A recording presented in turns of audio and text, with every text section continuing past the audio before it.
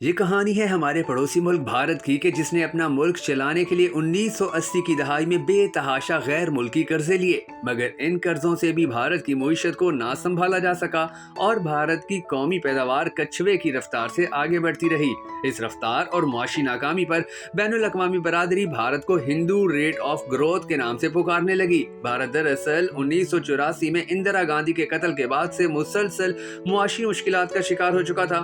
راجیو گاندھی کی حکومت بوفورس توپوں کے سکینڈل میں پوری دنیا میں بدنام ہو چکی تھی۔ 1989 میں اس سکینڈل زدہ حکومت کو شکست ہوئی اور کانگریس کے سابق باغی وزیر خزانہ وی پی سنگھ نے اپنی حکومت بنا لی، مگر ان کی حکومت پونے 2 سال ہی چل پائی اور پھر جنتا دل کی اقلیتی حکومت کانگریس کی حمایت سے وجود میں آئی، جس کے بعد چندر شیکھر نومبر 1990 میں بھارت کے وزیر اعظم تو بن گئے، مگر وہ کانگریس کے ہاتھوں میں کٹ پتلی کی طرح استعمال ہوتے رہے۔ یہ وہ زمانہ تھا کہ جب بھارت کی معاشی اور اقتصادی تصویر یہ بن رہی تھی کہ بھارت سیاسی اور علاقائی بے یقینی کے ماحول میں بیرونی تجارت، بجٹ خسارے، بھارتی روپے کی گراوٹ اور سوویت یونین سے مقامی کرنسی میں تجارت کے ناکام ہونے کے سبب ایک گہری معاشی دلدل میں پھنس چکا تھا۔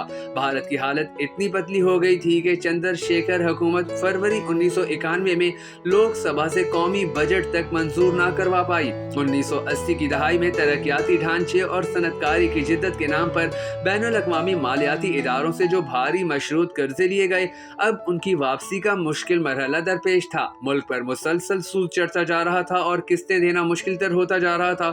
جنوری 1991 میں ریزرو بینک آف انڈیا کے خزانے میں صرف $1.2 بلین باقی بچے تھے، جو بمشکل 2.5 سے 3 ہفتے کی درآمدات ہی کور کر سکتے تھے۔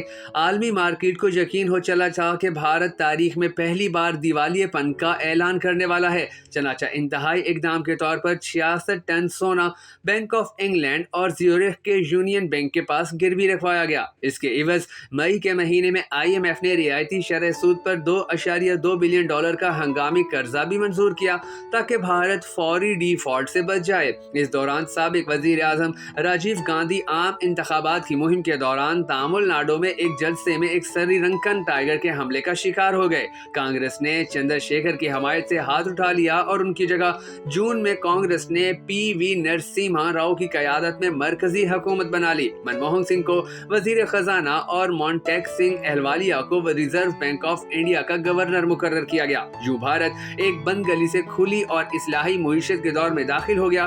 روپے کی قدر میں 20% کمی کا اعلان ہوا اور اسے مارکیٹ کے رحم و کرم پر چھوڑ دیا گیا تاکہ ڈبکیاں لگا کے خود ہی سرکار کی انگلی پکڑے بغیر تیرنا سیکھ لے۔ بھارت نے IMF اور عالمی بینک سے کیے وعدوں کے مطابق معیشت کو غیر ملکی سرمایہ کاری کے لیے کھول دیا۔ سرخ فیتے کی بابو گیری کو ڈھیلا کر کے سرمایہ کاروں کو سہولت اور مراعات دینے اور دیگر بین الاقوامی منڈیوں سے سرمایہ دار کو کھینچنے کے لیے ون ونڈو آپریشن شروع کیا گیا۔ جب اصلاحات کا آغاز ہوا تو بھارت کے پاس $1.2 بلین کا زر مبادلہ تھا، جبکہ آج بھارت کے زر مبادلہ کے ذخائر $625 بلین سے بھی زیادہ ہو چکے ہیں۔ 1991 میں بھارتی معیشت کا پیداواری حجم $266 ارب تھا۔ آج وہ چین اور جاپان کے بعد ایشیا کی تیسری بڑی معیشت ہے، جس کا معاشی حجم $3.5 کھرب سے بہت اوپر جا چکا ہے۔ اچھی بات یہ ہے کہ بھارت میں 1991 کے بعد جو بھی حکومتیں آئیں اور جس پارٹی کی بھی آئیں، انہوں نے سیاسی اور نظریاتی فرق کے باوجود بنیادی اصلاحاتی ڈھانچے کو تبدیل کرنے کے لیے اپنی سائنس نہیں لڑائی اور نہ ہی اسے انا کا مسئلہ بنایا، بلکہ ہر حکومت اس اصلاحاتی عمل کا تسلسل برقرار رکھنے کی بات آگے سے آگے ہی لے کر گئی۔ اگرچہ ان اصلاحات کے سبب بھارتی مڈل کلاس کا حجم گزشتہ 3 دہائیوں میں 3 گنا بڑھ چکا ہے، مگر طبقاتی عدم مساوات بھی بڑی ہے۔ مثلا 1991 میں چوٹی کے 10% آبادی میں دولت کی تقسیم 35% تھی، جو آج بڑھ کر 25% تک پہنچ چکی ہے، جبکہ 1991 میں نچلے 50% کمزور معاشی طبقے کی آمدنی 20% سے گھٹ کے آج 13% تک آ گئی ہے۔ لیکن یہ معاشی ناانصافی تبدیلی اور تعلیم اور ہنرمندی کی بڑھتی ہوئی مانگ کے سبب رفتہ رفتہ کم ہو سکتی ہے۔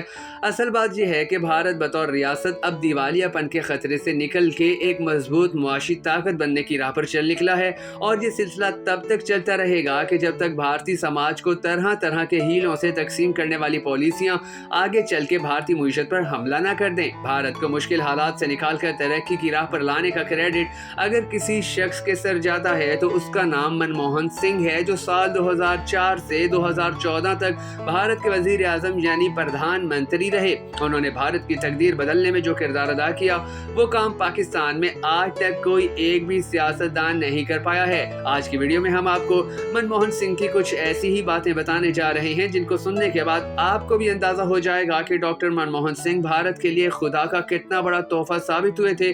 मगर उससे पहले अगर आपने अब तक हमारे फेसबुक पेज भखन नेटवर्क वीडियो को फॉलो नहीं किया है तो जरूर कर लीजिए, ताकि आपको हमारी तमाम तर वीडियोस इसी तरह बर वक्त मौसूल होती रहे। मैं हूँ शकील हैदर और आप देख रहे हैं आपका पसंदीदा चैनल भखन नेटवर्क वीडियो।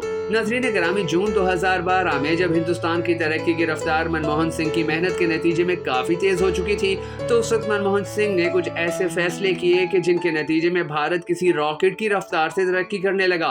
तब भारतीय हुकूमत ने मुल्क की मईशत की तरक्की के लिए बुनियादी ढांचे में 2 लाख करोड़ रुपए की सरमायाकारी का हदफ मुकर्रर किया। हुकूमत का कहना था कि इक्तसादी हालात बेहतर करने के लिए बुनियादी ढांचे में बड़ी सतह पर सरमायाकारी की जाएगी। तब के भारतीय वजीर आजम मनमोहन सिंह ने कहा कि लगातार 8 सालों तक तरक्की की शरह में इजाफे के उस वक्त भी भारत की मईशत भंवर में फंसी हुई है। आइंदा 5 सालों में बुनियादी ढांचे के शोबे में $1 खरब की सरमायाकारी की जरूरत बताते हुए मनमोहन सिंह ने कहा कि ऐसे मुश्किल हालात में हमें सरमायाकारी की हालत सुधारने के अलावा निजी और अवामी शोबों में तजारती माहौल ठीक करने के लिए हर मुमकिन कोशिश करनी है। मनमोहन सिंह ने इंफ्रास्ट्रक्चर शोबों से जुड़ी वजारतों के वज़रा का एक इजलास बुलाया।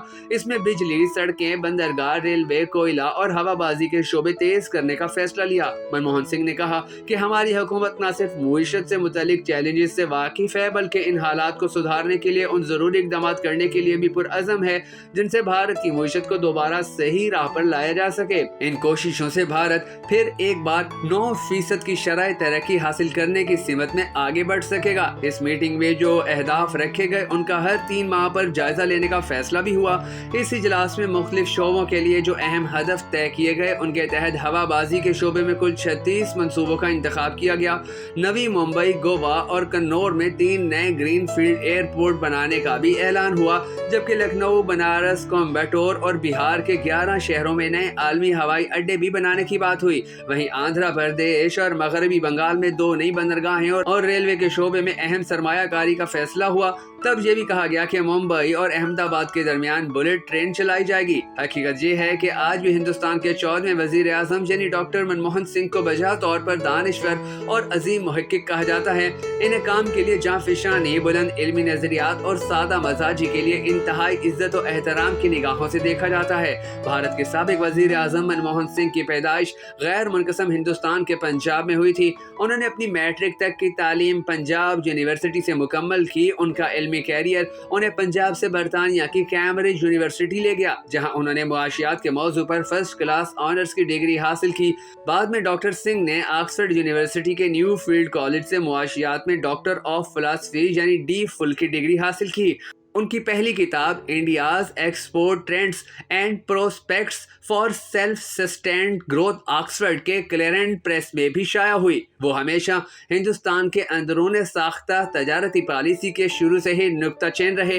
पंजाब यूनिवर्सिटी और दिल्ली के मारूफ दिल्ली स्कूल ऑफ इकोनॉमिक्स में प्रोफेसर के फराइज अंजाम देने के दौरान उनके इल्मी इसनाद में मजीद इजाफियत पैदा हुई। इसी दौरान उन्होंने एक मुख्तसर मुद्दत तक UNCTAD के सेक्रेटरी की खिदमत भी अंजाम दी।